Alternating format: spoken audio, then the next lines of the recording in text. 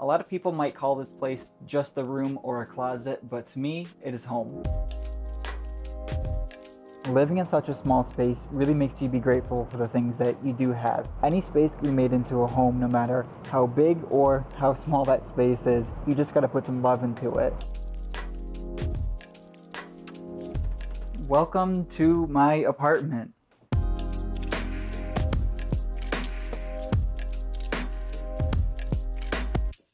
My name is Alex. I am 23 years old and I live here in my 95 square foot New York City apartment. I work part-time as a barber, part-time as a bike messenger, and full-time as a content creator. I am paying $1,100 a month. I grew up in upstate New York, but now I live here in the East Village. This neighborhood has a lot of different kinds of people in it, anywhere from students to senior citizens to everywhere in between, and it creates a very fun feel. Because of that, students though, there's a lot of loud noises on the weekends, but it's just part of living here. This is the entrance to the building.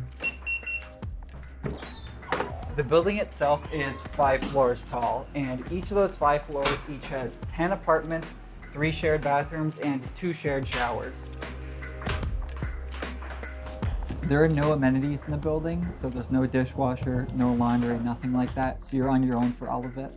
I do not pay any utilities to live here because they are all included in my rent.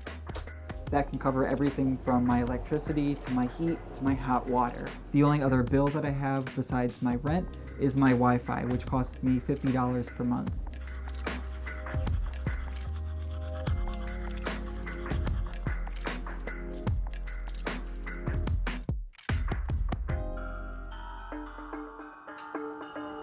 My main priorities when looking for a place to live were the location, as well as I really wanted to find a place where I could live just by myself without any roommate.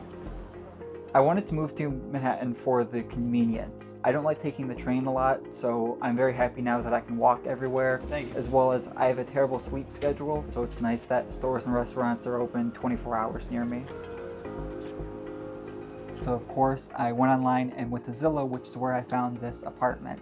The process of getting this apartment was actually very simple. All I had to do was submit all of my paperwork and then just move in.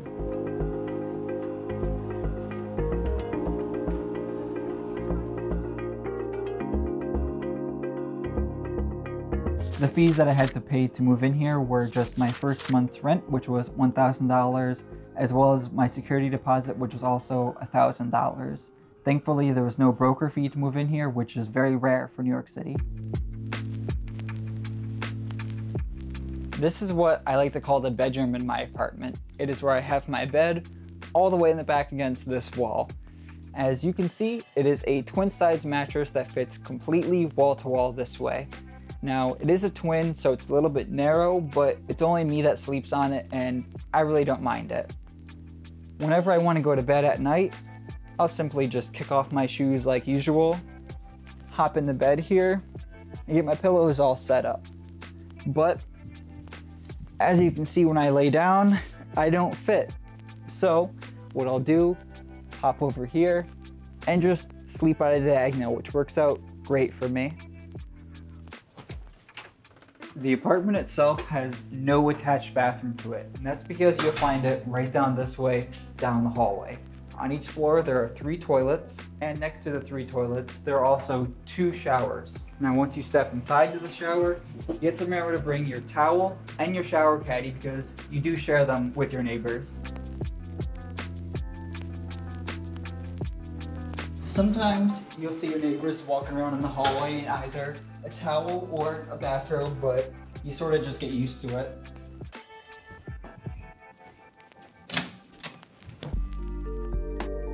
Some of the apartments in the building don't have this view, and I really appreciate the fact that my apartment does have it.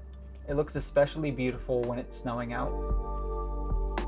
It's very cozy in here, so I like to sit on the bed and read sometimes, and right now I'm rereading The Odyssey.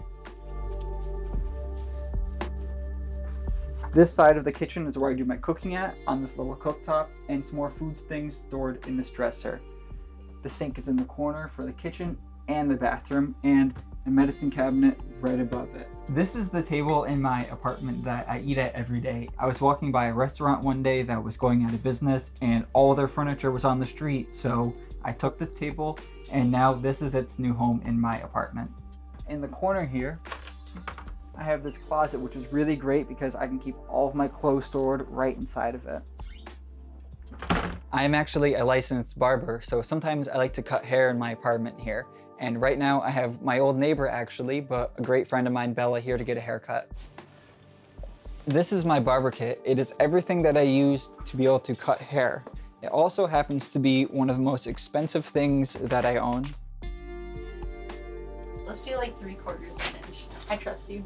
Living in the building can sort of feel like you're in the college dorms by the fact that you share bathrooms and you share showers. There used to be a little bit of a rodent problem in the building, but the management decided to adopt a cat to fix that problem, so now the cat just eats the mice instead. Sometimes the building smells like incense, sometimes it smells like bubble gum, and sometimes it's garbage, and sometimes it's just vanilla ice cream.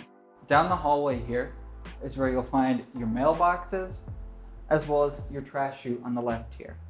Behind me, you'll see there's a fancy security monitor, and that security system cannot help me out when my bike got stolen a few months ago, so now I just keep it upstairs. My mom has come to visit me one time, and it was the same reaction she gave me as everybody else does. First, you're amazed by how small it is, but once you spend more than 10 minutes here, you realize it's just like any other place. Since I work as a bike messenger, every time I come home from work, I have to carry my bike up these 4 flights of stairs. It gets pretty tiring sometimes, so it's definitely a good workout.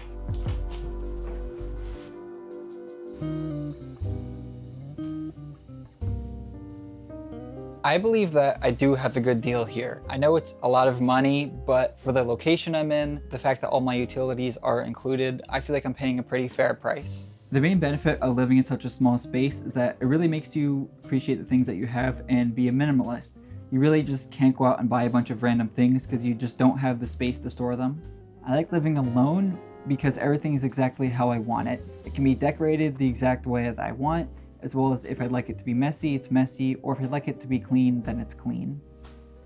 I've been living here for 2 years now, and I'm currently working on my 3rd year, which I think will be my last year living here. And I'm very excited to see what the next chapter of my life is.